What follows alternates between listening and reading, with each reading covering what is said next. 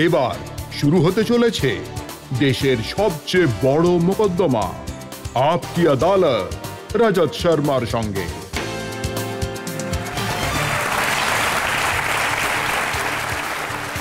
নমস্কার, আপকি আদালতে আপনাদের স্বাগত।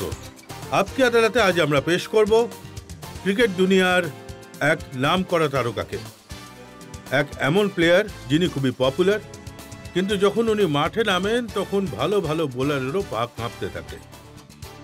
একজন এমন খেলোয়াড় যিনি এমন এক ইমেজ তৈরি করেছেন, যখন মাঠে নামেন মানুষ ওনার কাছ থেকে শুধু ছক্কা ডিমান্ড করেন, সিক্সারের ডিমান্ড করেন। আপনারা হয়তো বুঝে গেছেন।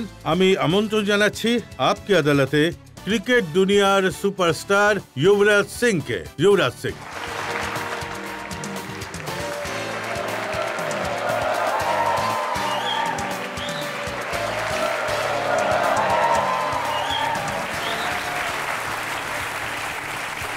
আর যুবরাজ সিং এর এই বিশেষ মোকদ্দমার জন্যে আমরা জাজ বানিয়েছি এমন একজন ক্রিকেটারকে, যিনি এই জন্য পপুলার যে লাস্ট বলে ছক্কা মেরে উনি ম্যাচ জিতিয়েছিলেন। আমি আমন্ত্রণ জানাচ্ছি ক্রিকেটার চেতন শর্মাকে।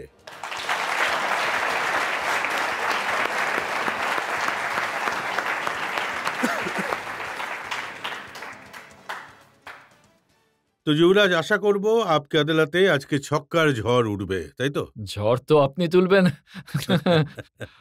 আমায় তো আজ আটকাতে হবে। তো আজকের এই সওয়াল জবাব পর্ব শুরু করার আগে আজকের জাজ চেতন শর্মার কাছে অনুমতি চাইবো আজকের মামলা শুরু করার জন্য। এবার মোকদ্দমা শুরু করা হোক। তো মামলা শুরু হচ্ছে। আপকি আদালতে প্রথম অভিযোগ যুবরাজ সিং এর বিরুদ্ধে। আপকি আদালতে ক্রিকেটার যুবরাজ সিং এর বিরুদ্ধে অভিযোগ হলো যে লাইফে উনি একদমই সিরিয়াস নন। যুবরাজ, বলতে তো আমার ভালো লাগছে না, কিন্তু এই কথাটা কি সত্যি? লেখাপড়ায় আপনি একেবারে অমনোযোগী ছিলেন, জিরো ছিলেন। হ্যাঁ ঠিকই, মানে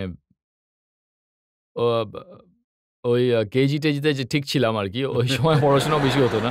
তবে 7-8-এ পড়াশোনায় ফোকাস একেবারেই খারাপ হয়ে গিয়েছিল, আর গেমের দিকেই শুধু মনোযোগ দিতাম, আর পড়াশোনা একেবারে মন বসতো না। আর গেমের থেকে বেশি মনোযোগ আপনার ফিল্মের দিকে থাকতো, আপনি অ্যাক্টর হওয়ারও চেষ্টা করেছিলেন। হ্যাঁ, আর আমার বাবা বেশ কিছু পাঞ্জাবি ফিল্মেও অ্যাক্টিং করেছিলেন, তো আমি ওনাকে ইমিটেট করার চেষ্টা করতাম। আর সেই সময় নতুন নতুন স্টার ছিলেন, অমিতাভ বচ্চনের ফিল্ম প্রচুর দেখতাম, ওনাকে দেখে আমি চেষ্টা করতাম, কিন্তু তেমন কিছু হয়নি। হয়তো কেউ কখনো দেখেনি যে আপনি পাঞ্জাবি ফিল্মে কেমন অ্যাক্টিং করেছিলেন।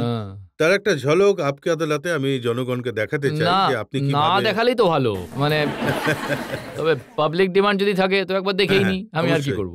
যুবরাজ সিং যখন পাঞ্জাবি ফিল্মে অ্যাক্টিং করেছিলেন, তো উনি কেমন অ্যাক্টিং করেছিলেন? বেশ পুরনো একটা ক্লিপিং। ভালো কাজ করেছিলেন উনি, কারণ বাচ্চাকে বাঁচিয়েছিলেন।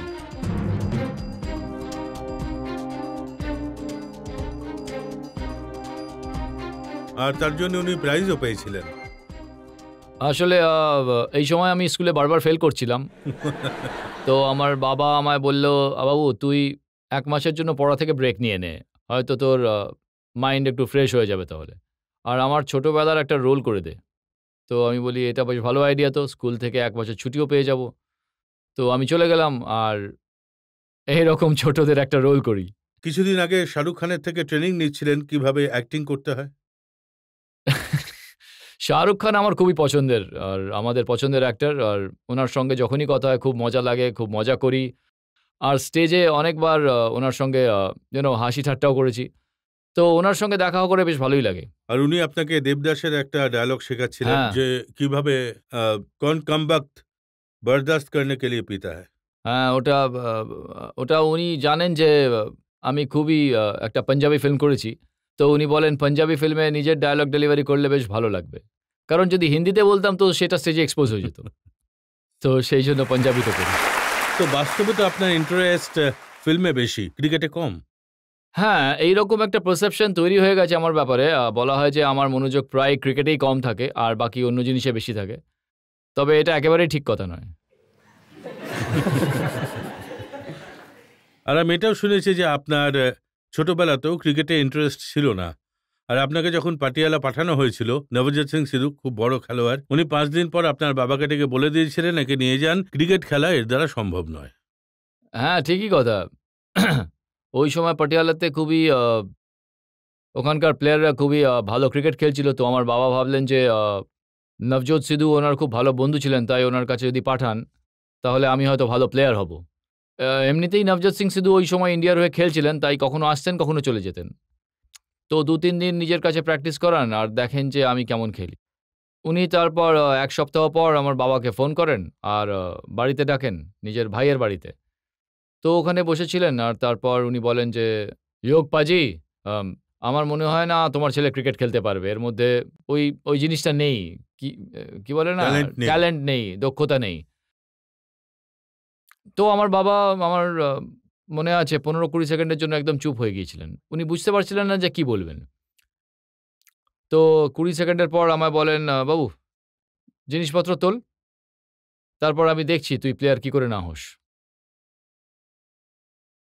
আর তারপর পরিশ্রমের কাজ শুরু হলো।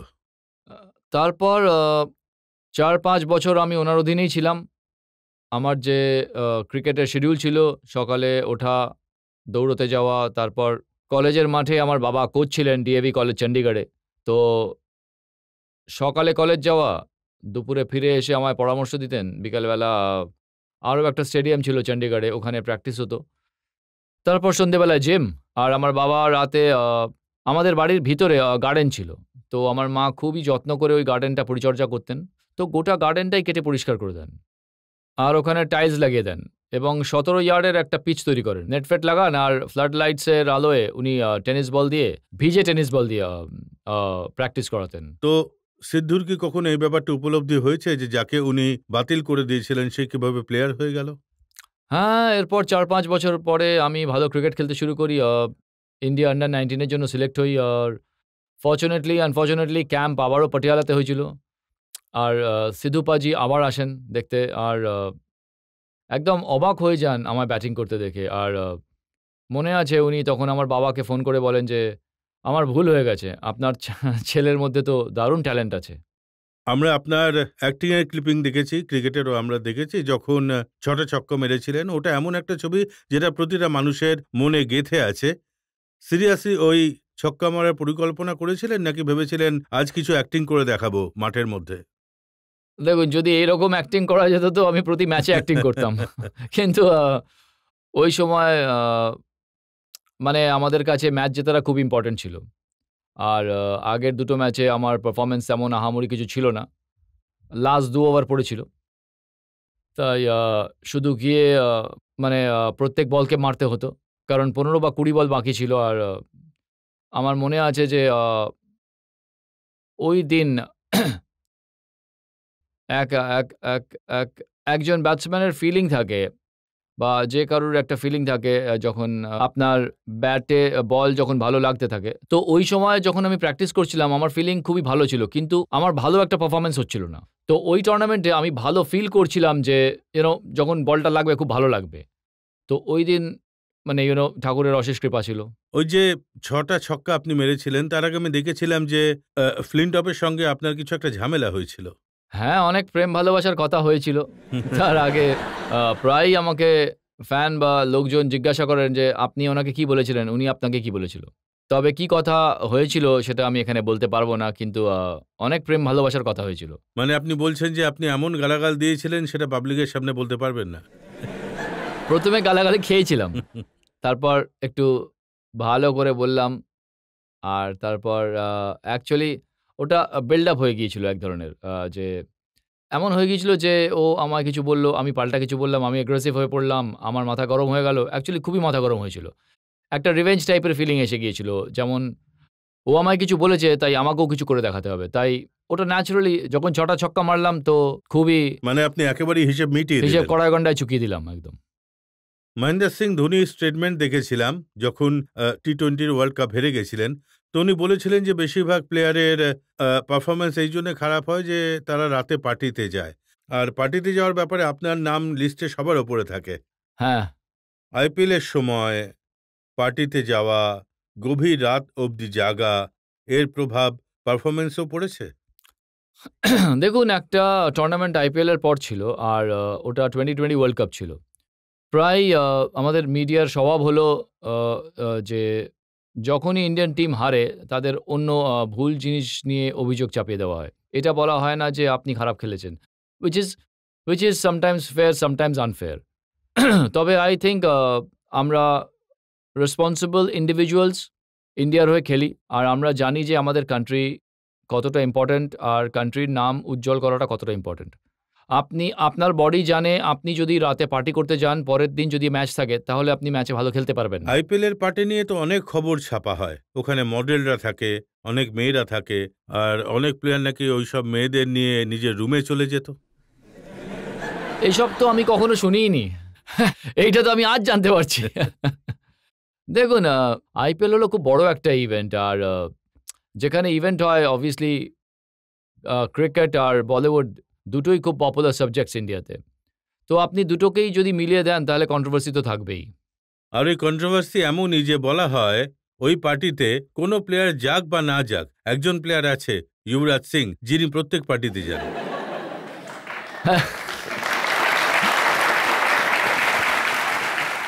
দেখুন, চেন্নাইয়ের মুম্বাইয়ের ম্যাচ মুম্বাইতে হচ্ছে যখন, আমি তো ওই পার্টিতে যেতে পারবো না, কারণ আমি তো পাঞ্জাবে খেলছি। তো আই থিঙ্ক এই অ্যালিগেশনটা খুবই খারাপ। প্রায় এটা খারাপভাবে ইউজ করা হয়।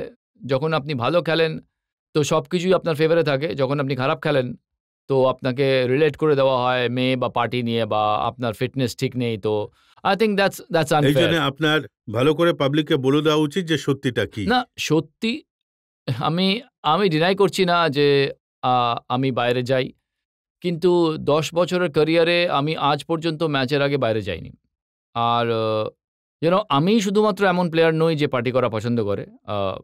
অনেক প্লেয়াররাই রয়েছে যারা বাইরে যেতে পছন্দ করে, দেখুন, কারোর কিন্তু কারোর ইমেজ তৈরি হয়ে যায়। ইমরান খান যে সময় পাকিস্তানের ক্যাপ্টেন ছিলেন, আর খুবই সাংঘাতিক প্লেয়ার ছিলেন, বোলার ছিলেন, ব্যাটসম্যান ছিলেন, আর খুবই গুড লুকিং ছিলেন আপনার মতো। Thank you. তো ওনার টি শার্টে লেখা থাকতো big boys play at night. তো কি মনে হয় ওই টি শার্ট এখন আপনার হাতে চলে আসা উচিত?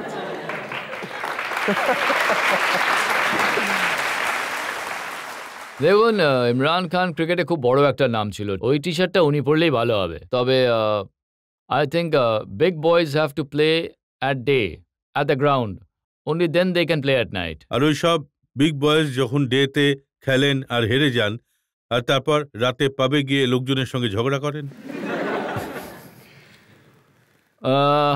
আরও একটা খারাপ অ্যালিগেশন, যেটা আউট অফ প্রপোর্শন কথা হয়েছিল। আমরা যখন ওয়েস্ট ইন্ডিজে খেলছিলাম, যেটাকে আপনারা এখন ব্রল বলে থাকেন, তো আরও একটা, যেটা হয়েছিল, হ্যাঁ, নো ডাউট আমরা ভালো খেলিনি। আর ব্যাপারটা যা হয়েছিল তা হলো, আমরা সন্ধ্যায় অস্ট্রেলিয়ার পাকিস্তানের ম্যাচ ছিল বা অন্য কোনো ম্যাচ ছিল, আমরা যেটা দেখতে চাইছিলাম, কিন্তু আমাদের হোটেলের রুমে ওই ম্যাচটা আসছিল না। তো আমরা সবাই একসঙ্গে, ওখানে সব রেস্টুরেন্ট এমনই যে রেস্টুরেন্টে বার থাকে, সব রেস্টুরেন্টই এরকম। আর তখন সেটাই বলে দেওয়া হলো যে ওটা বার, ওটা ডিস্কো, রাত 4টে পর্যন্ত সবাই ওখানে ছিল, যেগুলো খুবই খারাপ অ্যালিগেশন। 9টা পর্যন্ত আমরা ওখানে খাবার খেয়েছি। আর খুবই খারাপ একটা ব্যাপার হলো, যখন ইন্ডিয়ান টিম হারছে, যারা আমেরিকা থেকে দেখতে এসেছিল তারা মোটেই খুশি ছিলেন না ইন্ডিয়ান টিম হেরে যাচ্ছে বলে। আর ওনারা এসে আমাদের একটা ছেলেকে উল্টোপাল্টা কথা বলতে থাকে, আর আমাদের কারোর রিয়াকশন এমন ছিল না যে আমরা তাকে মারতে গেছি। আমরা ওনাকে বলি যে please don't talk like this, আর আমরা সিকিউরিটিকে বলি যে আপনি ওনাকে একটু সরিয়ে দিন। তো ওনারা ওই লোকগুলোকে রেস্টুরেন্ট থেকে বাইরে পাঠিয়ে দেন, আর আমরা সাইডে এসে আবার খাবার খেতে। ব্যাস এটুকুই ছিল ব্যাপার। এত ভালো ভালো কথা হলো, কিন্তু বোর্ড আপনাকে নোটিশ দিয়ে দিল। হ্যাঁ, দেখুন, এখন ব্যাপারটা হলো, ওখানে বোর্ডের লোক ছিল না, তো মিডিয়া যে কথাটা ক্যারি করবে আমরা ওই কথাটাই শুনবো। আজকের ডেটে যদি আমরা টিভি অন করি, তো যেটা আমরা যদি কিছুই না জানি টিভিতে দেখি, তো আমাদের সেই ফিডব্যাকই আসবে যেটা আমরা টিভিতে দেখব। তো আমাদের ওরা জিজ্ঞেস করেন যে আমরা এক্সপ্লেনেশন দিই যে আমরা ইন্ডিয়া, আর আমরা ইন্ডিয়া কান্ট্রির জন্য খেলি, আমরা হলাম ইন্ডিয়ার ব্র্যান্ড অ্যাম্বাসেডার, আর আমরা এমন কোনো কাজ করব না যাতে আমাদের কান্ট্রির উপর কোনো প্রভাব পড়ে। দেখুন, যদি সচিন তেন্ডুলকর হতেন, রাহুল দ্রাবিড় হতেন, তাহলে কেউ বলতো না যে ওরা ঝগড়া করেছেন। যুবরাজ সিং রয়েছে মানে নিশ্চয়ই করেছে। আজ পর্যন্ত আমি লাইফে কারোর সঙ্গে ঝগড়া করিনি। এটা মিডিয়ার পারসেপশন রয়েছে যে আমি ঝগড়া করি, আমি মাথা গরম করি, বা আমি খুবই রুড, কিন্তু আজ পর্যন্ত আমি কারোর সঙ্গে কখনো ঝগড়া করিনি। হ্যাঁ, বাড়িতে করেছি হয়তো, কিন্তু পাবলিক প্লেসে আমি কখনো এরকম ঝগড়া করিনি। এটা শুনে ভালো লাগছে যুবরাজ, আপনি কখনো পাবলিক প্লেসে ঝগড়া করেননি, কিন্তু এই যে ইমেজটা তৈরি হয়ে গেছে, তাই আশা করব যে ক্রিকেট ইন্ডাস্ট্রির যে ব্যাড বয় ইমেজ রয়েছে সেটা একটু চেঞ্জ হবে। এটা তো আমিও আশা করি, কিন্তু কিন্তু তার জন্য তো কিছু করতে হবে, তাই না? এর জন্য কি করতে হবে সেটা নিয়ে 10 বছর ধরে চেষ্টা করছি। সবকিছুই করছি। আপনি আপনার কাছে যদি কোনো আইডিয়া থাকে আপনি বলুন। জনগণকে জিজ্ঞেস করি পাবলিকের কাছে কোনো আইডিয়া আছে কিনা, কারণ এই যে ইমেজটা রয়েছে তা পাবলিকের মাথাতেই তৈরি হয়। তবে আমি আরও একটা কথা বলতে চাইবো। আপনি যে ব্যাড বয় ইমেজের কথা বললেন, বা পাবলিকের ইমেজ বলুন বা মিডিয়ার ইমেজ বলুন, আমাকে আজ পর্যন্ত কোনো বাচ্চা, কোনো ফ্যান এসে এটা বলেনি যে আপনি ক্লাবে খুবই সুন্দর নাচেন, বা বা আপনি রাত 2টোর সময় আপনি জোরে গাড়ি চালান। আজ পর্যন্ত যে সমস্ত ফ্যান আমার কাছে এসেছে, যা বাচ্চার সঙ্গে আলাপ হয়েছে, তারা বলেছে যে আপনি খুব ব্রিলিয়েন্ট একজন ফিল্ডার, আর আপনি দারুণ ছক্কা মারেন, আর আপনি হলেন আমাদের ইন্ডিয়ার গর্ব।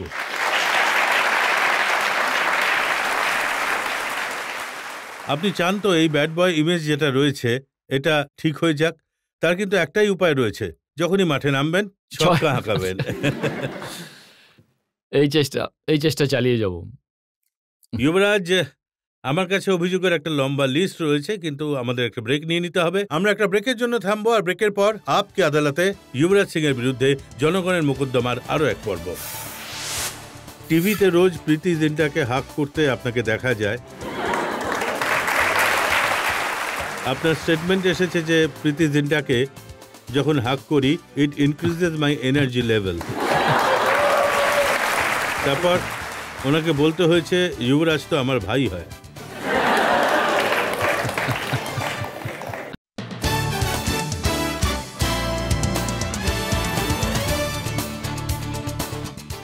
Welcome back. আপকে আদালতে আজ আমাদের অতিথি হলেন ক্রিকেট দুনিয়ার পপুলার স্টার যুবরাজ সিং। আপকে আদালতে পরের অভিযোগ। আপকি আদালতে ক্রিকেটার যুবরাজ সিং এর বিরুদ্ধে অভিযোগ হলো যে উনি ক্রিকেট দুনিয়ার প্লে বয় হয়ে গেছেন। এখন যুবরাজ, আমার তো এসব বলতে ভালো লাগে না, কিন্তু শাহরুখ খান যখন আইপিএলে অ্যাওয়ার্ড দেওয়া হচ্ছিল ওই সময় বলেছিলেন যে মেয়েরা যুবরাজের জন্য একদম পাগল, কারণ ওনার ইমেজ হলো ক্যাসানোভার মতো। দেখুন, শাহরুখ খান হলেন একজন অ্যাক্টর, আর অ্যাক্টরকে বলার জন্য টাকা দেওয়া হয়।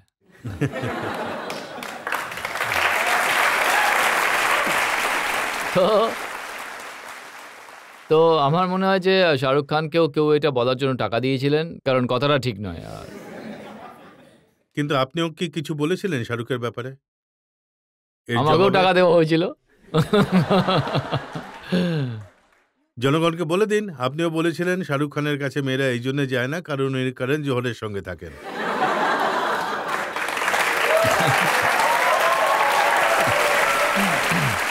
দেখুন, আমার উপর এত বড় অ্যালিগেশন দেওয়া হয়েছে, তখন আমাকেও তো একটা বড় অ্যালিগেশন দিতে হবে, তাই না? তো সোজা ব্যাপার, আমি বলে দিয়েছি। এটা বলার জন্য আপনাকেও টাকা দেওয়া হয়েছিল? কিছু টাকা তো দেওয়া হয়েছিল, কিছু আমি নিজে থেকে বলেছি। কিন্তু এর রহস্যটা কি? কয়েকদিন অন্তরই একটা করে মেয়ের সঙ্গে আপনার নাম জুড়ে যায়। মিডিয়াকে টাকা দেওয়া হয়। দেখুন, আমি সেই একই কথা বলবো যে আমি একজন ছেলে, ঠিক আছে? সবাই জানে যে আমি একজন ছেলে। আর যদি আমার নর্মাল ফিলিং থাকে, মানে ছেলেদের প্রতি না থাকে, যদি আমি নর্মাল ফিল করি, তাহলে আমি একটা মেয়েকেই অ্যাট্রাক্ট করব, যেটা খুবই নর্মাল একটা ব্যাপার। আমি ভেবে পাই না যে লোকে এটা বড় করে দেখে বলে যে ও ওকে ডেট করছে। এরা কলেজের বাচ্চা, কারোর তো গার্লফ্রেন্ড হবেই। কেউ কলেজ যায়, তার গার্লফ্রেন্ড হবে। কেউ স্কুল যায়, তার গার্লফ্রেন্ড হবেই। এরা বাইরে ঘুরতে যায়। তো আমিও এদের মতোই একজন নর্মাল ছেলে।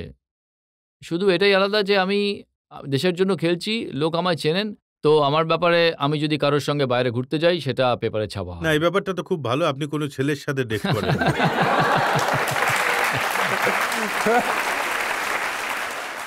হ্যাঁ, এটাই আশা রাখবো জীবনে এমনটা যেন করতে না হয়। কিন্তু বেশ লম্বা লিস্ট রয়েছে, আর বিশেষ করে যারা ফিল্ম স্টার তাদের সঙ্গে আপনার নাম জুড়ে যায়। কারণ নর্মাল মেয়েদের তো নাম জানবে না, তাই তা থেকে ওরা কোনো মশলা পাবে না, তাই অ্যাক্টরদের নাম জুড়ে দেয়। আচ্ছা, মানে বলতে চাইছেন ফিল্ম স্টার ছাড়া আরো অনেকে আছে? না, আমি এটা কিন্তু বলছি না, আমি শুধু এটাই বলছি যে এর কারণটা কি রয়েছে। দেখুন, কিম শর্মা, মিনিশা লম্বা, দীপিকা পাডুকোন, রাইমা সেন, করিশ্মা কোটাক, আর এখন এই আঞ্চল কুমার। লিস্টটা খুব একটা ছোট নয়। দেখুন, আমি এটাই বলতে চাইবো যে আমরা দেশের জন্য খেলি, আর অ্যাট দ্য মোমেন্ট বলিউড আর ফিল্ম ইন্ডাস্ট্রি লোকজনরা সবাই ক্রিকেটারদের চেনে, সব ক্রিকেটাররা ফিল্ম স্টারদের চেনেন। আর প্রবলেমটা যেটা হয়, আপনি কারোর সঙ্গে যদি দেখা করেন পরের দিন আপনার স্টোরি এসে যায়। তো আমি এটা ডিনাই করি না যে আমি এদেরকে চিনি না, আমি সবাইকে চিনি, কিন্তু আই থিঙ্ক অনেক জিনিস আউট অফ প্রপোর্শন হয়ে যায়, আর আপনার একবার সাক্ষাৎ করাতেই সেটা একটা স্টোরি হয়ে যায়। তো আমার মনে হয় যে এটা খারাপ হোক, ভালো হোক, বা নিউজ বিক্রি করার পদ্ধতি হোক, বা আমি এটা আপনি বলবো না বলছেন যে যে একবার সাক্ষাৎ, অথচ টিভিতে প্রতিদিন প্রীতিজিন্টাকে হাক করতে দেখা যায়।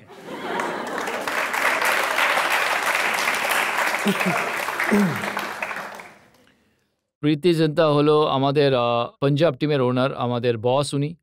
তো উনি খুব খুশি হন যখন ছেলেরা জেতে, খুব ভালো খেলে। তো গত ২ বছর ধরে আমি ক্যাপ্টেন ছিলাম, তো যখনই আমরা ভালো খেলতাম উনি এসে অ্যাপ্রিসিয়েশন করতেন যে এই ছেলেরা ভালো আর খেলেছে। আপনার স্টেটমেন্টে দেখা যাচ্ছে প্রীতিজিন্টাকে যখন আমি হাক করি তো it increases my energy level.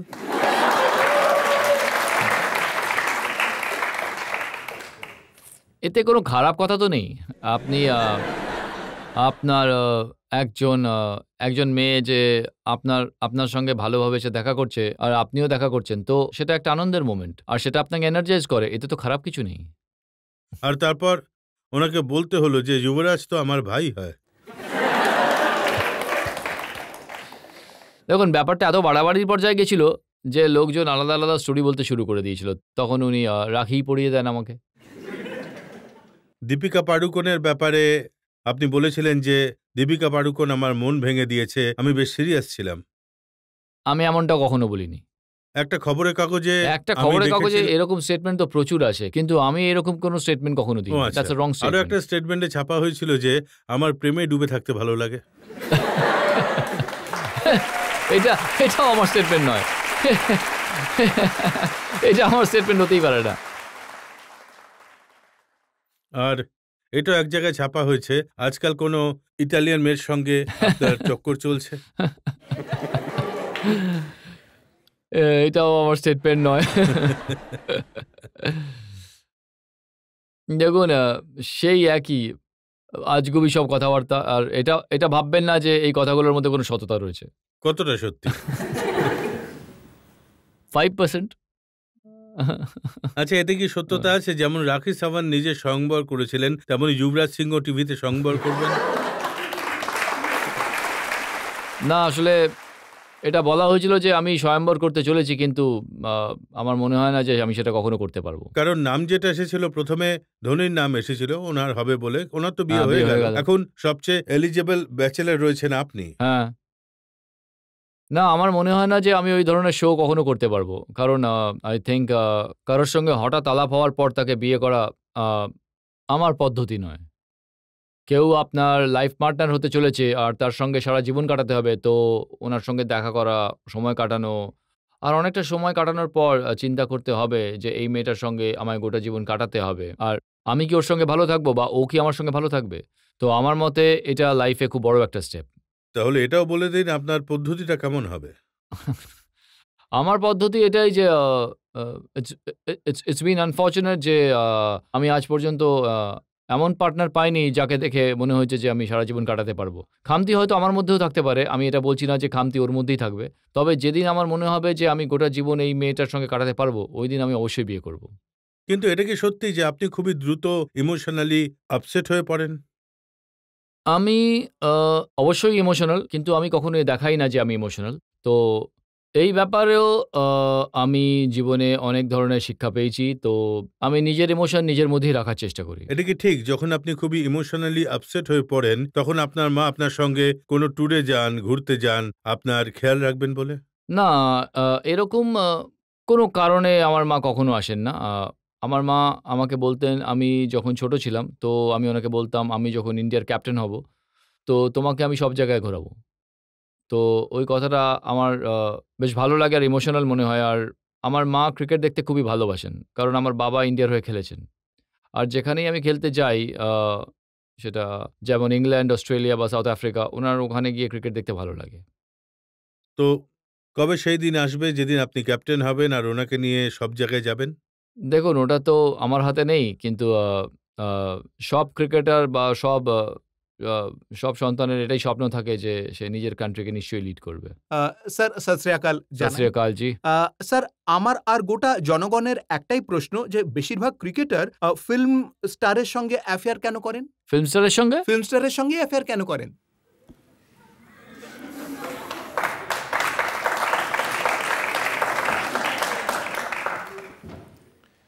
Film স্টারের সঙ্গে এইজন্য অ্যাফেয়ার করে কারণ আমি জানি না।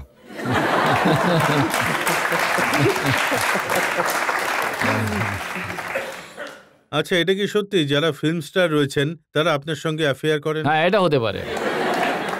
এটা আমি মানতে পারি। না, এমন নয় যে আমরা ওনাদের সঙ্গে অ্যাফেয়ার করতে চাই যে আ কারণ বলিউড, ক্রিকেট, আইপিএল এর পর এতটাই জুড়ে গেছে যে আপনি প্রতিটা ম্যাচের পরে কারো না কারো সঙ্গে দেখা হবেই। তো ওই ব্যাপারটা ততটা হয় না যতটা বলা হয়ে থাকে। আমরা তো বারবার টিভিতে দেখেছি যে যুবরাজ খেলছে আর দীপিকা হাসছে। আমি তো খেলায় মন দিই। আমি এসবের কিছু তো জানি না ম্যাচের বাইরে কি হচ্ছে। পরের প্রশ্নে যাওয়া যাক। দেখুন, বর্তমানকালের যে ক্রিকেট তাতে টাকা আছে, গ্ল্যামার আছে, তাতে বহু ধরনের অ্যাট্রাকশন আছে। তো বিগড়ে যাওয়ার চান্স তো নিশ্চয়ই থাকবে। বিগড়ে যাওয়ার চান্স এখানে 90-95% রয়েছে। কারণ আপনি যখন খেলতে শুরু করেন বা ফিল্ম ইন্ডাস্ট্রিতে আসেন, আপনি প্রচুর স্ট্রাগল করেন। আর এট ইয়াং এজ আপনি প্রচুর গ্ল্যামার পেয়ে যান, প্রচুর অ্যাটেনশন পান। তো সম্ভাবনা থাকে যে অনেক লোক আপনি নিজের জায়গা থেকে সরে যান। কারণ একটা জগতে থাকার পর আপনি যখন অন্য জগতে যাচ্ছেন, তো ওটা আপনার স্বর্গ বলে মনে হয়। আর যখন আমি শুরু করেছিলাম একদম আমি ফার্স্ট ম্যাচে ভালো পারফর্ম করেছিলাম, তখন আমারও লাইফ ডিফারেন্ট লাগতে শুরু করেছিল। তারপর আমি অনেক ভুলও করেছি, আর সেই ভুল থেকেই আমি শিক্ষা নিয়েছি। আমরা দেখেছি পাকিস্তানের ৩ জন খেলোয়াড় একদম ইয়াংস্টার, ১৮-১৯ বছরের হবে, আর ম্যাচ ফিক্সিংয়ের টাকা নেওয়ার সময় ধরা পড়ে গেছে। হ্যাঁ, দেখুন, এই ব্যাপারে বলার আগে আমি প্রথমেই বলব এটা খুবই লজ্জার ব্যাপার। কান্ট্রির জন্য অ্যাজ অ্যান ইন্ডিভিজুয়াল এইরকম কাজ একজন করেছে। দেখুন, এই ইয়াং বয়স আর এরকম যদি চলতে থাকে তাহলে মানুষ একটু বিগড়েই যায়। তো খুব বড় ডিস্ট্রাকশন রয়েছে, কিন্তু নিজের নিজের সম্মান ঠিক রাখতে হবে।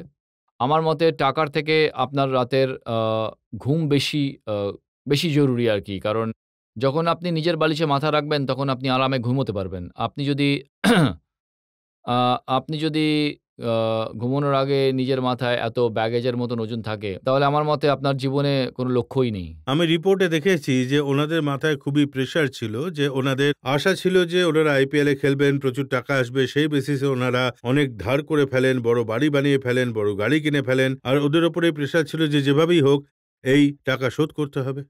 দেখুন, এত ডিটেইলসে তো আমি পড়িনি। তবে কোনো কাজ করার আগে আপনার একবার ভাবা উচিত। লোকের অ্যাডভাইস নেওয়া উচিত। আপনার সিনিয়রদের অ্যাডভাইস নেওয়া উচিত। তো আই থিংক আ যত ইয়াং ক্রিকেটার্স রয়েছে তাদের নিজেদের সিনিয়রদের থেকে অ্যাডভাইস নিয়ে শেখা উচিত। কারণ আমরা আমাদের ক্যারিয়ারে সৌরভ গাঙ্গুলি, সচিন তেন্ডুলকর, কুম্বলে, রাহুল দ্রাবিড় আমাদের অনেক ভালো সিনিয়র ছিলেন, যারা আজকের ডেটে একজন বড় আইকন। তো ওনাদের থেকে আমরা অনেক শিক্ষা নিয়েছি। যদি আপনাকে কেউ ম্যাচ ফিক্সিংয়ের জন্য অ্যাপ্রোচ করে তো তার কি হাল হবে?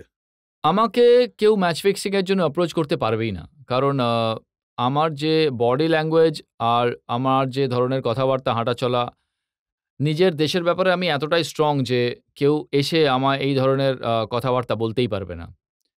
কারণ আমার দেশ আ আ প্লেয়িং ফর ইন্ডিয়া মানে ইন্ডিয়ার হয়ে খেলতে পারাটা আমার কাছে খুব গর্বের একটা ব্যাপার। ছোট বেলা থেকেই আমি অনেক পরিশ্রম করেছি আর এই জায়গায় পৌঁছেছি। আর আমি কখনোই চাইবো না যে আমি এই দেশের মানুষের কাছে দাগে পরিণত হই। আমরা আরও একটা ব্রেক নিয়ে নেব, আর ব্রেকের পর কথা বলবো ওই মনটা নিয়ে যেখানে আপনি চোট পেয়েছেন। ব্রেকের পর আপকে আদালতে যুবরাজ সিং এর বিরুদ্ধে জনগণের মোকদ্দমার আরও এক পর্ব। সচিন তেন্ডুলকর খুবই দুষ্টুমি করেন। উনি বাইরে থেকে বোঝা যায় না, কিন্তু ভিতরে ভিতরে উনি খুবই দুষ্টুমি করেন। আমার থেকেও বেশি দুষ্টু, সব থেকে বেশি দুষ্টু হলো সচিন।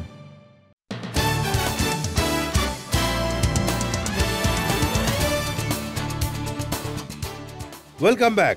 আপকে আদালতে আজ আমরা মোকদ্দমা চালাচ্ছি ক্রিকেট জগতের সবচেয়ে পপুলার স্টার যুবরাজ সিং এর ওপর। আপকে আদালতে পরের অভিযোগ। আপকি আদালতে ক্রিকেটার যুবরাজ সিং এর বিরুদ্ধে অভিযোগ হলো যে উনি হলেন টিমের মধ্যে সবচেয়ে দুষ্টু প্লেয়ার। যুবরাজ, আমি শুনেছি যে জয়ের পর যদি কেক কাটা হয় আর কেক আপনার হাতে চলে আসে তো সব প্লেয়ার আপনার থেকে দূরে পালায়। দেখুন, আসলে জেতার পর সেলিব্রেশন তো করতেই হবে। আর লোক খেলার পরে এতটা ইনভলভ হয়ে যান, এত সিরিয়াস হয়ে পড়ে যে আমাদের ভেতরের যে বাচ্চাটা থাকে, ভেতরের যে শয়তানটা থাকে, সে বহুবার এরকম সময় জেগে ওঠে। তো কেক উঠিয়ে অন্যের মুখে আমি লাগিয়েই দিই। তবে এটা খুব ভুল কথা যে আমার হাতেই শুধু কেক থাকে। সব প্লেয়ারের হাতেই কেক আসে আর অন্যকে সে লাগিয়ে দেয়। একটা ট্রেন্ড হয়ে গিয়েছিল যে আমাদের টিমের মধ্যে যে যার বার্থডে থাকবে তার মুখে কেক তো লাগাতেই হবে। আমি শুনেছি আপনি সচিন তেন্ডুলকরের মতো সিনিয়র প্লেয়ারের মুখেও কেক লাগিয়ে দিয়েছিলেন। হ্যাঁ, উনি এমন একজন প্লেয়ার যার কাছে যেতে সবাই ইতস্তত করেন। তো আমি আর হরভজন আর জহির সবসময় একটা প্ল্যান বানাতাম সচিন তেন্ডুলকরকে কিভাবে ধরা যায়, কিভাবে ওনার হাত বাঁধা যায়, কিভাবে ওনার মুখে কেক লাগানো যাবে। কিন্তু উনি এতটাই, মানে আমাদের থেকেও এতটা বেশি দুষ্টু যে উনি বুঝতে পেরে যান যে ওনাকে নিয়ে আমরা প্ল্যান করছি, আর উল্টে উনি আমাদেরকেই কেক লাগিয়ে পালিয়ে যান। এই প্রথমবার শুনতে পেলাম যে সচিন তেন্ডুলকরও দুষ্টুমি করেন। সচিন তেন্ডুলকর খুবই দুষ্টুমি করেন। উনি বাইরে থেকে ওনাকে বোঝা যায় না, কিন্তু ভেতরে ভেতরে খুবই দুষ্টুমি করেন। আমাদের থেকেও বেশি দুষ্টু। টিমের সব থেকে বেশি দুষ্টু হলেন সচিন। মানে খেলার মাঠে যে সচিন তেন্ডুলকরকে দেখতে পাওয়া যায়, প্যাভিলিয়নের মধ্যে, ড্রেসিং রুমের মধ্যে অন্য সচিন হয়ে যান। না, উনি মাঠেও প্রচুর দুষ্টুমি করেন। এরকম লাইনে দাঁড়িয়ে থাকেন আর এইভাবে হাত দেখান আর আমরা বলি হ্যাঁ, উনি বলেন ক্যাপ্টেন ডাকছে, ক্যাপ্টেনের দিকে তাকাই, ক্যাপ্টেন তো অন্যদিকে তাকিয়ে আছে। তো এরকম প্রচুর দুষ্টুমি উনি করেন।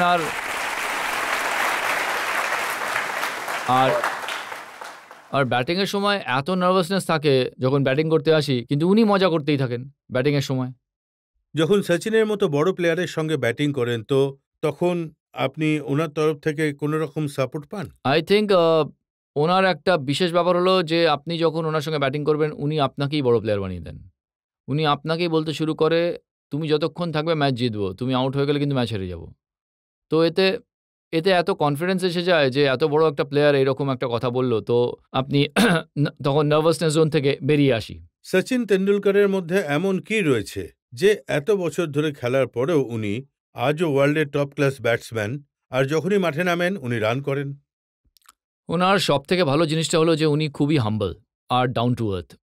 উনি যদি 200 বানান, 300 বানান বা জিরোতেও আউট হয়ে যান, উনি সেরকমই থাকেন। সবার সঙ্গেই কথা বলেন, সেটা একজন বড় ব্যক্তিই হোক না কেন বা কোনো রিক্সাওয়ালা হোক, উনি সবার সঙ্গে একইভাবে কথা বলেন। আর সব ইয়াংস্টারদের উনি সাহায্য করেন, কাউকে শো করেন না যে উনি এত বড় একজন প্লেয়ার। আর টেকনিক্যালি ক্রিকেটের যে টার্মস হয় সেই হিসেবে উনি টেকনিক্যালি ওয়ার্ল্ডের বেস্ট ব্যাটসম্যান। সেখানে হার্ডলি এমন কোনো ফল্ট আছে যেটা বেশিরভাগ ব্যাটসম্যানের মধ্যে থাকে, যে কারোর মাথা নিচু হয়ে গেছে, কারোর এই স্ট্রোকটা খারাপ হয়েছে। উনি কিন্তু টেকনিক্যালি খুবই সাউন্ড ব্যাটসম্যান, আর অবভিয়াসলি সবাই এটা জানেন যে উনি একজন গড গিফট।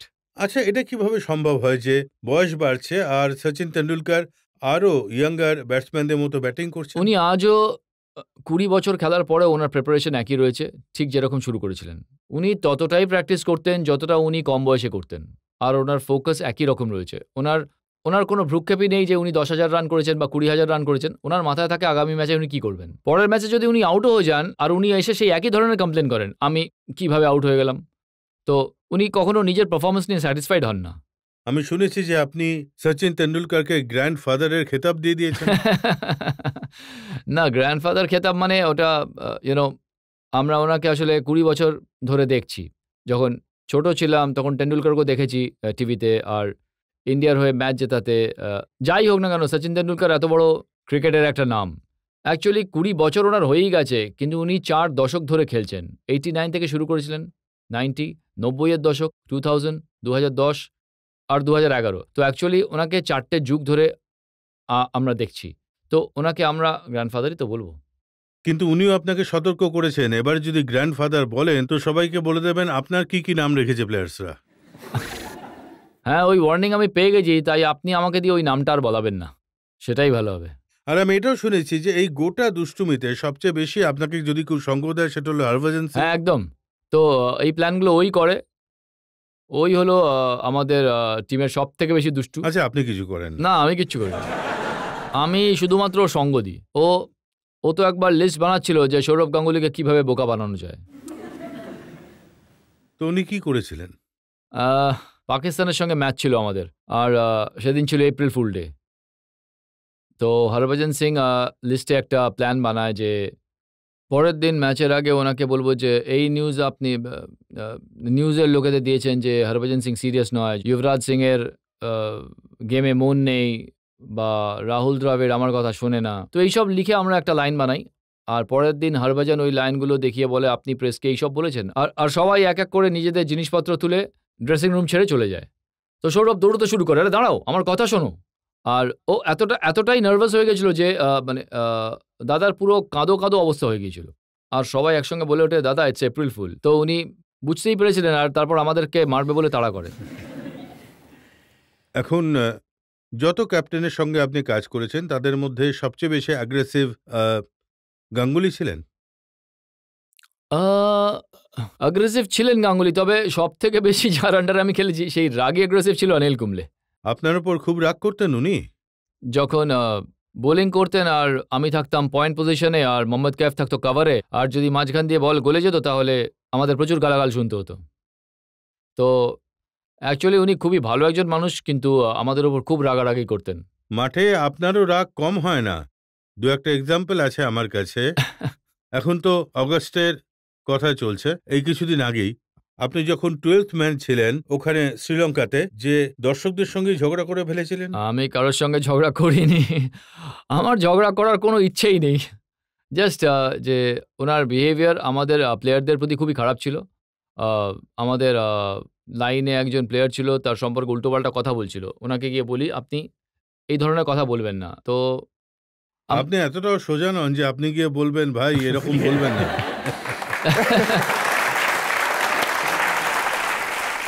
সে আপনি ঠিকই বলেছেন, আমি এভাবে বলিনি, আমি একটু অ্যাগ্রেসিভলি বলি you should not do it, যে এরকম করবেন না।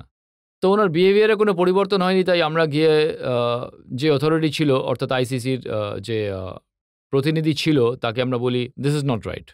তেমন কিছুই হয়নি, তবে বড় করে দেখানো হয়েছিল অ্যাজ ইউজুয়াল। আচ্ছা, যেটা বড় কথা সেটা একটু বলি। জুন 2009 কেভিন পিটারসন, ওনার সঙ্গে মাঠে আপনার টক্কর হয়েছিল। হ্যাঁ, মাঠে তো খুবই টক্কর হয়। আর আপনি ওনার নকল করেছিলেন বাঁদরের মতো খোঁ খোঁ আওয়াজ করে। না, ওটা অ্যাকচুয়ালি ওনাকে আমি অনেকবার আউট করেছিলাম। তো ওনার আমার বোলিং পছন্দ ছিল না, তো উনি আমার নাম দিয়ে দেন পাই চাকার। পাই চাকারের মানে হলো যে বল সোজা ফেলতে পারে না, এরকম সাইড থেকে ফেলে, জানা যায় না যে বল কোন দিকে যাবে। তো উনি এই ধরনের নাম দিয়েছিলেন। তো ম্যাচে যা আর্গুমেন্ট হয়েছিল, আর ও হেসে হেসে আমার কিছু বলছিল, আর তার পাল্টা জবাবও পেয়ে যায়। না, আপনি কিছু অ্যাক্টও করে দেখিয়েছিলেন ফিল্ডে। ও বলছিল যে তুই নিজেকে খুব মানে বড় প্লেয়ার মনে করিস, তুই নিজেকে ভগবান মনে করিস, তুই নিজেকে, হ্যাঁ, যে তুই নিজে ভগবান নস, তুই শুধু একজন প্লেয়ার। তো আমি ওকে বলি যে আমি কোনোদিন বলিনি যে আমি ভগবান, আমি তো শুধু প্লেয়ারই। কিন্তু তুই যে এইসব অ্যাক্টিং ফ্যাক্টিং করছিস, এটা কি তুই ঠিক করছিস? আমি বলি আমি যেটা করছি সেটা ভুল, আর তুই যেটা করছিস সেটা ঠিক। ব্যাস এটুকুই কথা হয়েছিল। আর এক সাউথ আফ্রিকার ডেল স্টেইন, ওনার সঙ্গেও আপনার কিছু টক্কর হয়েছিল। ডেল স্টেনের সঙ্গে তেমন কিছু তো হয়নি। ও এত জোরে বল করছিল, আমি বলি ভাই একটু আস্তে বল কর, বড্ড জোরে বল করছিস। আপনি মাঠে এত ভালোভাবেই বলেন যেরকমটা আমাদের বলছেন। আমি ওকে একটু সাইডে গিয়ে বলি, একটু আস্তে কর, এত জোরে বল কেউ করে নাকি? আর পাকিস্তানের উমর গুল? উমর গুলের সঙ্গেও এরকম তেমন বিশেষ কিছু হয়নি। ও আহ, আমার যতদূর মনে পড়ে, দেখুন ইন্ডিয়া পাকিস্তানেরই ম্যাচ যখনই হয় তো ইটস একটা আলাদা আলাদা ধরনেরই ম্যাচ হয়, বিকজ দুটো টিমই জিততে চায় আর এখানে কেউই কোনো কম্প্রোমাইজ করে না কোনো জিনিস নিয়ে।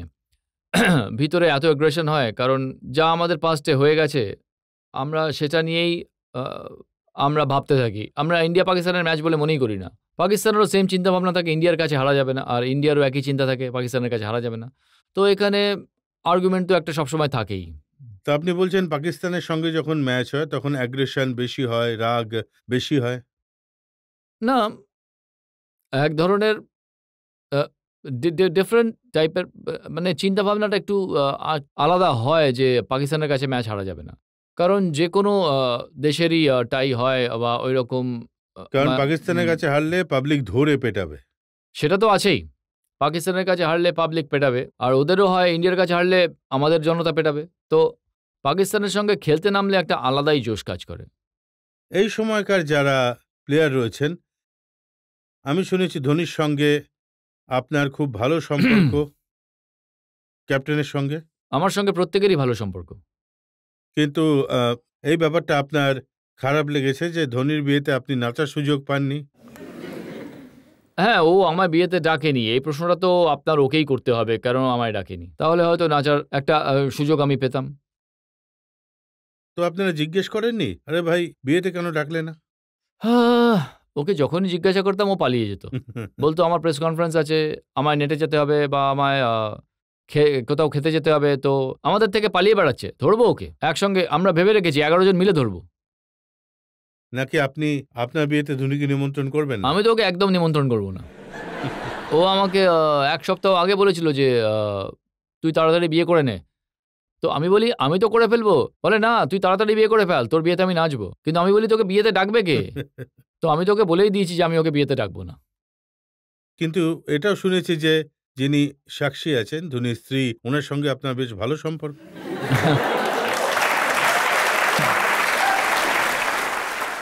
না, ও ও খুবই সুইট, আর ওর সঙ্গে কথা বলে বেশ ভালোই লাগে।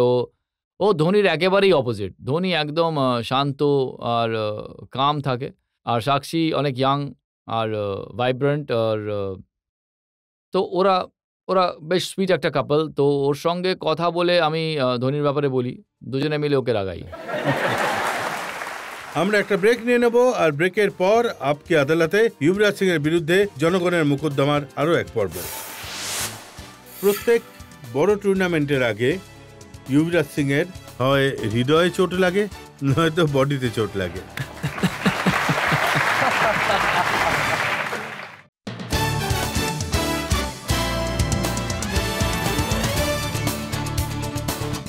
আপকি আদালতে আজ আমরা জনগণের তরফ থেকে প্রশ্ন করছি, মোকদ্দমা চালাচ্ছি, অভিযোগ করছি তারকা ক্রিকেটার যুবরাজ সিং এর ওপর।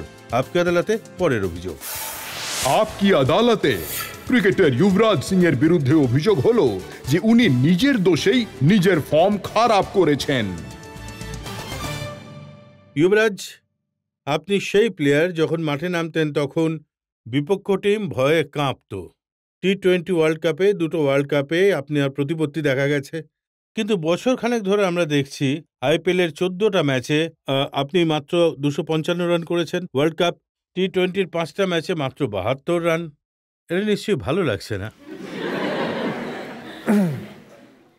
এটা আপনি একটা ভালো ক্যালকুলেশন করেছেন, আমার এটা জানা ছিল না। না আপনি প্রথম ওয়ার্ল্ড কাপের রান বললেন, না আপনি দ্বিতীয় ওয়ার্ল্ড কাপের রান বললেন, সোজা থার্ড ওয়ার্ল্ড কাপের কথা বললেন যেটা আমি খারাপ খেলেছি। ব্যাপারটা হলো যে গত 1 বছর ধরে আমি প্রচুর চোটাঘাত পেয়েছি। আনফর্চুনেটলি একসঙ্গে এত চোট লেগেছে যে আমার আবার কামব্যাক করা, খেলা আর তারপর আবার চোট লাগা খুব মুশকিল হয়ে যাচ্ছিল। আমার খুব সিরিয়াস রিস্ট ইঞ্জুরিজ হয়েছিল নি ইঞ্জুরির পরেই। আর তারপর আমার তিন ধরনের ফ্র্যাকচার হয়েছিল। আর লাস্ট সিজন আমার একটা নেক ইঞ্জুরিও হয়। তো আনফর্চুনেটলি আমার বড্ড বেশি চোট লেগেছে। আমি কোনো এক্সকিউজ দিচ্ছি না। আমি 10 বছর ইন্ডিয়ার হয়ে খেলছি। 10 বছর বা 15 বছর বা 8 বছর কখনো কখনো আপনার ফর্ম তো উপর নিচে করবেই। ফর্ম ইজ লাইক আপনার জীবনের মতো, কখনো উপরে কখনো নিচে। তো আমার তরফ থেকে পরিশ্রমে কোনো খামতি ছিল না, তবে আই এম শিওর আমার ফর্ম যদি খারাপ থাকে সেটা খুব তাড়াতাড়ি ভালো হয়ে যাবে। গ্যারি কাস্টেন বলেছেন যে যখন ওয়ার্ল্ড কাপ খেলতে গিয়েছিলেন 3 জন এমন প্লেয়ার ছিল যারা ফিট ছিল না, আপনার নাম ছিল তাতে। আপনি বলেছিলেন আপনি ফিট ছিলেন না, আপনার ইনজুরি ছিল, চোট ছিল, তাহলে খেলতে কেন গেছিলেন? না, আমি এমন বলিনি যে আমি ফিট ছিলাম না আর খেলতে চলে গিয়েছিলাম। আমি বললাম যে এর আগে আমার ইনজুরি হয়েছিল। ইনজুরি আর তার আগে আইপিএলও হয়েছিল। আইপিএল খেলেছি আমি। তারপর আমি 2020 ওয়ার্ল্ড কাপ খেলতে গেছিলাম। আর মনে হয় না যে আমাদের কোচ কাউকে টার্গেট করেছেন। উনি সেরকম মানুষই নন যে কাউকে টার্গেট করবেন। যদি রেকর্ড দেখা যায় তো একটা অদ্ভুত ব্যাপার হলো, প্রত্যেক বড় টুর্নামেন্টের আগে যুবরাজ সিং এর হয় হৃদয় চোট লাগে, নয়তো বডিতে চোট লাগে।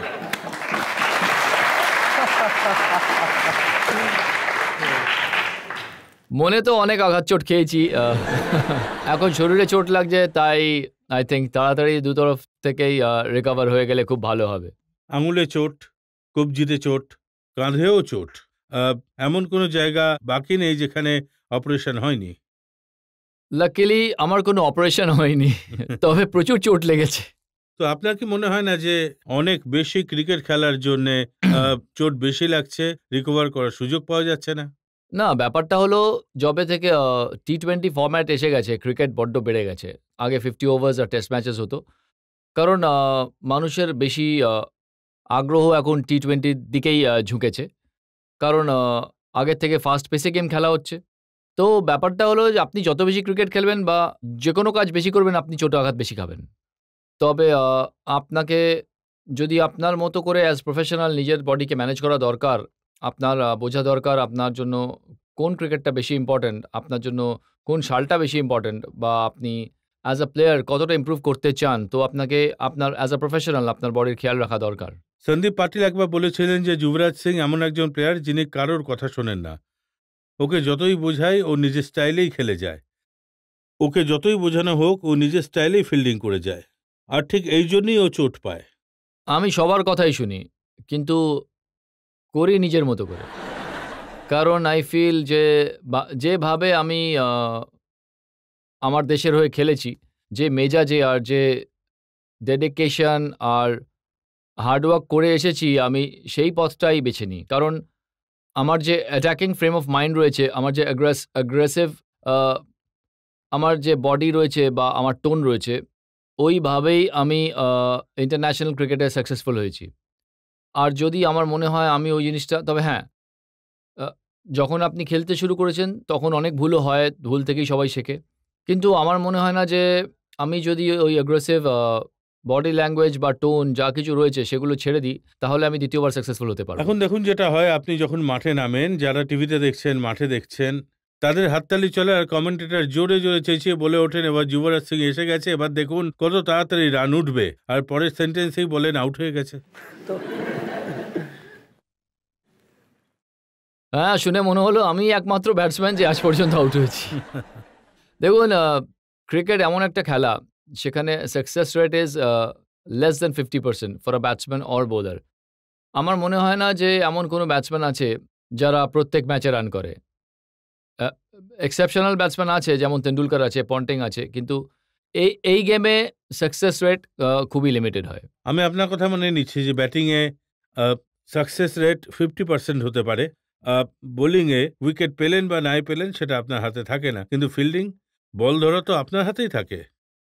হ্যাঁ, এটাও ঠিক, বল ধরা আপনার হাতেই থাকে। একবার আপনি বল ধরতে যান আর বল যদি মাঠে লেগে লাফিয়ে উপর থেকে বেরিয়ে যায়, যেমন আপনি দেখবেন একটা পোল্ট্রি ফার্মে মানুষ যখন মুরগি ধরার চেষ্টা করেন, কারণ ও সেটাকে কেটে খেতে চায়, কিন্তু ও ওটাকে ধরতেই পারছে না।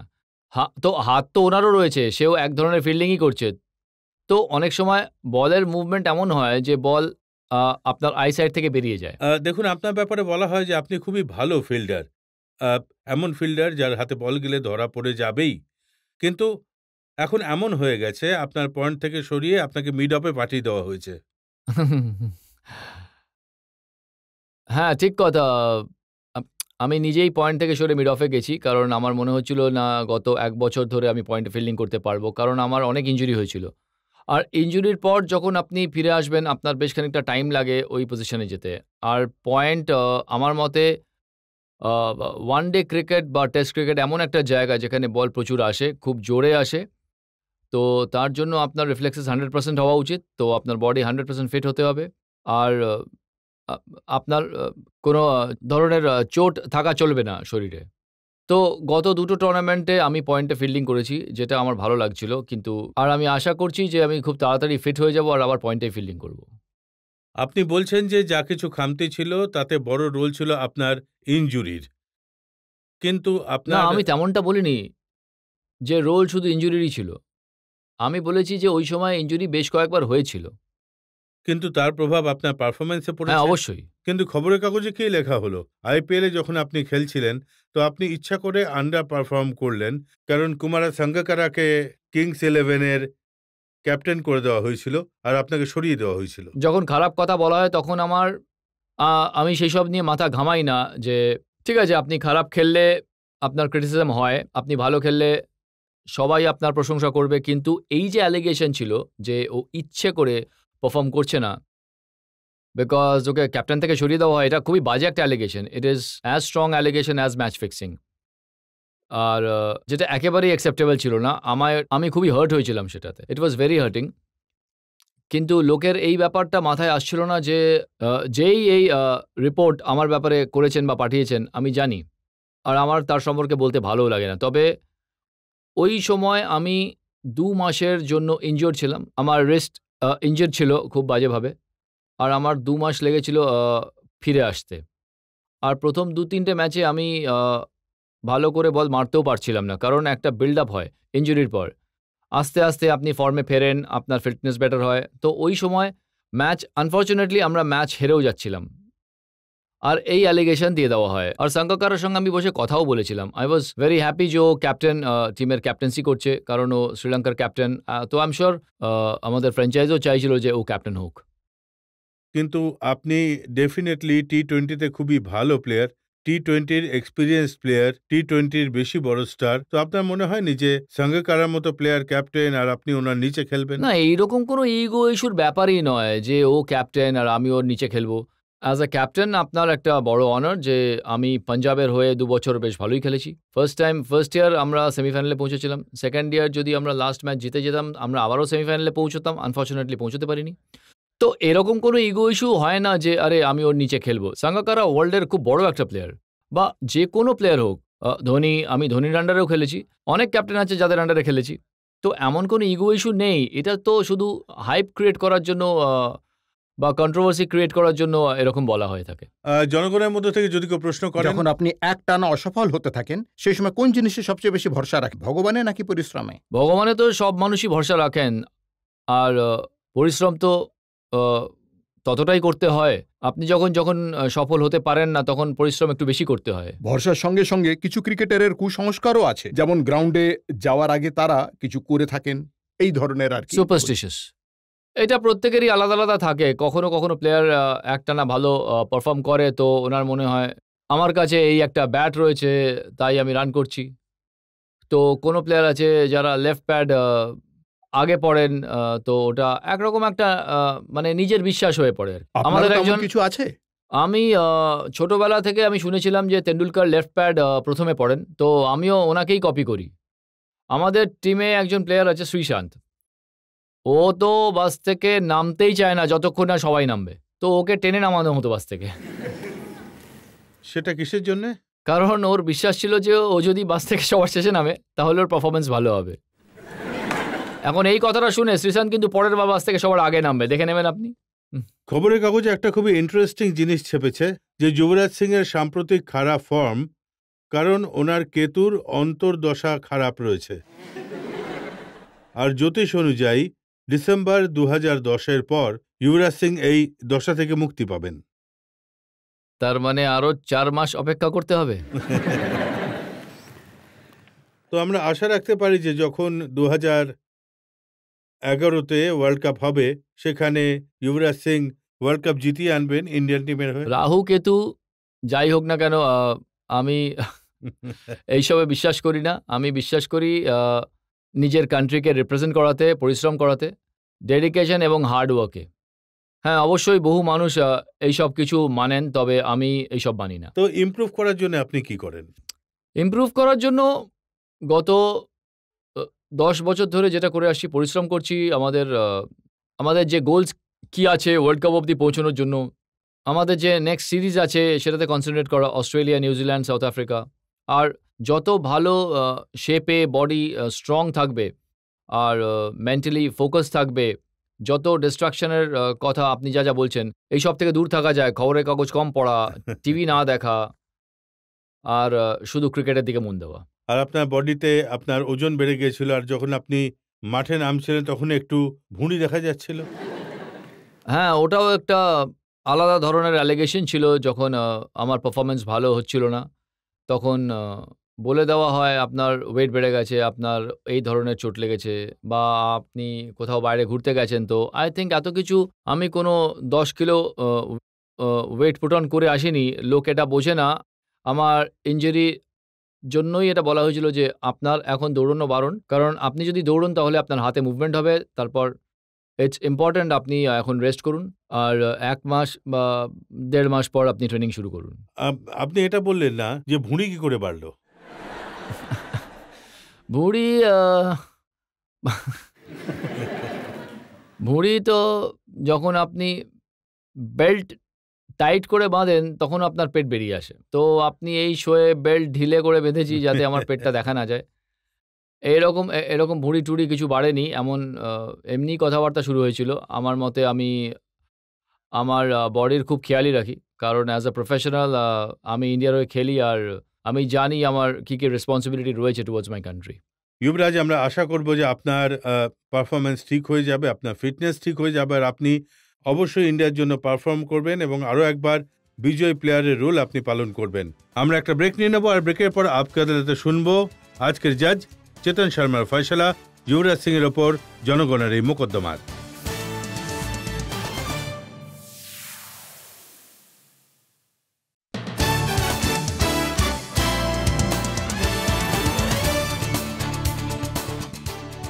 Welcome back.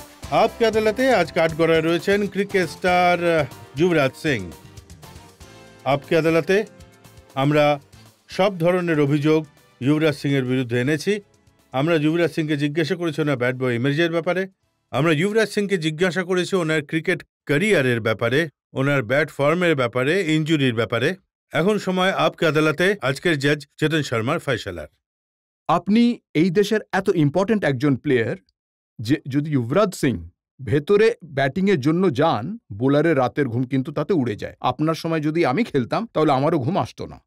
আমি আপনাকে সব অভিযোগ থেকে মুক্তি দিচ্ছি, কারণ দেশের আপনাকে দরকার। আমি একজন ক্রিকেটার, একজন জাজ হিসেবে আপনার কাছে অনুরোধ রাখব, আর একটা গুরু দায়িত্ব আপনাকে দেব। আমার জন্য, এই দেশের জন্য, এই দেশের লোকেদের জন্য আপনি ওয়ার্ল্ড কাপ 2011 অবশ্যই জিতে আসুন। এই জন্য আপনাকে মুক্ত করে দিচ্ছি।